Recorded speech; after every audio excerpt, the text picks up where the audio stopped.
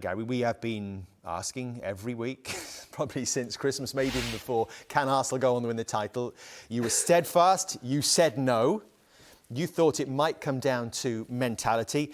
Is it about mentality? Is it about ability? How do you see it in terms of defining where it's gone wrong for Arsenal? Look, I think obviously, other than the game where they played against Manchester City, you'd have to say that Arsenal are more than capable of getting results in all those other games. There's some tough games in there, but there's no doubt that in the last few weeks it's become very difficult for them. And I think it has been about mentality for them in that 5 or 6 week period.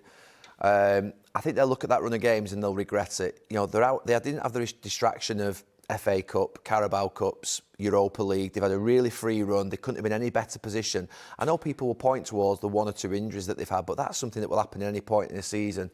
And I just hope those players are in that position again one day, particularly those younger ones, because they will look at that and they'll be feeling really down about it and thinking, have they let an opportunity of a lifetime pass up? Because where people were 5 weeks ago, and even there was a point, Dave, I have to say, where you did ask me about Arsenal, and I was wilting a little bit myself, thinking, actually here, they're getting close here. They're actually 9 games off, and their form was good. But it's just left them, everything's left them in the last 5 or 6 weeks, and they just haven't had the experienced players, I don't think, in the squad to help those younger ones get over the line. You played in a team that up against Newcastle in the mid-90s, and that team was saying they threw the title away, they bottled it. Do you think it's a similar sort of situation with Arsenal? I do think there is an element of throwing the title away because of the nature of the defeats that they've had, being up in games, 2-0 up in 2 games, losing against obviously losing 3-1 against the bottom of the league. Yesterday, what happened? There is an element of here. In 2023, we don't use the same emotive language that we have done in previous years. There is no doubt if this was going back to the Kevin Keegan era, this would be described very harshly, and this Arsenal team would be being attacked now for what's happened in the last few weeks. But we're obviously a lot more conscious and a lot more aware of the language that we use around it. However, what we've got to say is that at elite level, at high performance levels, you have to make sure you perform, you know, whether it's the Augusta and it's coming up the last, or whether it be sort of the World Championships at snooker, or whether it be the Olympic Games, the biggest moments of the sort of most pressurised environments, you've got to deliver in those moments. I always doubted whether this Arsenal team could, just looking at some of the things that were happening, you know, the over-celebrations against Aston Villa. I look at little things that might look a little bit harsh. Zinchenko, after the game against Bournemouth, I think it was, celebrating an hour after the game with the fans outside and screaming.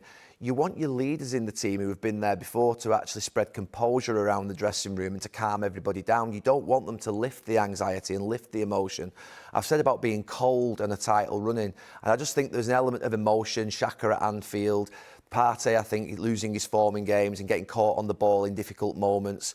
And then I think from that all on it's become very tough for them mentally. I think mentally it's caused them a big issue in the last few weeks. But you were both really critical of Arsenal in this studio almost exactly a year ago when they were beaten at Newcastle. Do you actually accept that this has been an extraordinary season for them and one in which they deserve praise rather than negativity Dave, at this particular point? Dave, we never had them in the top 4. Our predictions are there for everybody to see. We did not have them in the top 4. I said a few weeks ago on television, I think we're at Forest.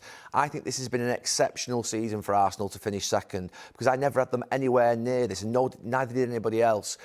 I think the problem, obviously, for some people is that ultimately now it doesn't look like a good season because of where they've been. And they'll find it difficult themselves to think that it's been a good season because they'll think they should have won the league. But overall, I think it's been an outstanding season to do what they've done.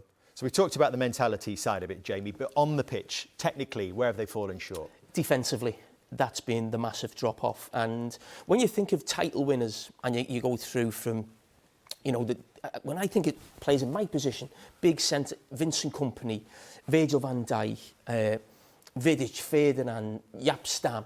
You know these figures, John Terry, these figures of sort of... Ferdinand. I've mentioned him.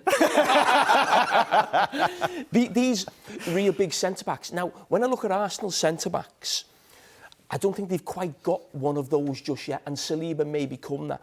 And there's been a lot of what you mentioned before, players missing. Now, I want to look at sort of Arsenal before the World Cup, after the World Cup, and also with and without Saliba, who was outstanding. So I just want to look at Arsenal's defensive record, because this is where they completely let themselves down.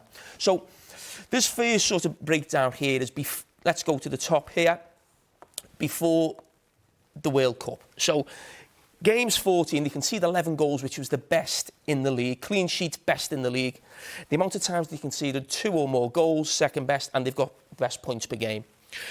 After the World Cup, still with Saliba in the team, let's not forget. So again, we've got Saliba here. Games 13, goals conceded 14, which is not the end of the world, but you've gone from the best in the league to 10th. That's a massive drop-off. Yeah? Clean sheets, they've dropped a little bit. The amount of times they've conceded 2+ goals, 12th in the league. So 5 times in 13 games, even with Saliba, they conceded 2+ goals. Now, that tells you that after the World Cup, they were looking completely different Points are there, defensively. still. Yeah, so you look at the bottom, they're still getting the results. So you're talking about the Aston Villa game where they come back, the Bournemouth game, these games. So they're still top, but there's signs that they're conceding goals. Then without Saliba, they drop even further. They go to, obviously, 12th in the league. Whoa, what's happened there? Still learning on this. The amount of times they conceded 2+ goals, this is a huge one. 5 times, 12th in the league, and then the points per game has dropped. So that's where they've lost it. And with Saliba, they've had the points. They were still at the top of the league. But this idea that they weren't conceding goals or looking vulnerable with Saliba at centre-back is a myth. And I just look, and it's not pointing, this lad out, because I think he's got the potential to be a Virgil van Dijk, a Vincent Kompany, a Rio Ferdinand, that sort of figure